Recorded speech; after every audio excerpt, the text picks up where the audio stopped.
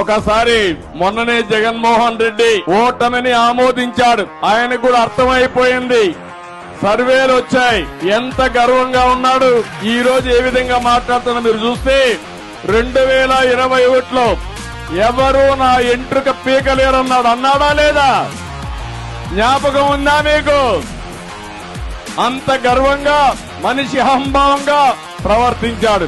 2022లో please please నన్ను నమ్మండి అని అడుక్కున్నాడు. అవునా కాదా? 2023లో నాకు ఎవరూ లేరు, మిమ్మల్ని నమ్ముకున్నా. ఆ మాట కూడా చెప్పాడా లేదా? 2024 వచ్చే కొద్దికి ఏమంటున్నాడు తమ్ముళ్ళు? హ్యాపీగా దిగిపోతావంట. దిగిపోవడంగా దించుతారు. అవునా కాదా? కదలిరా ఓ తెలుగోడా.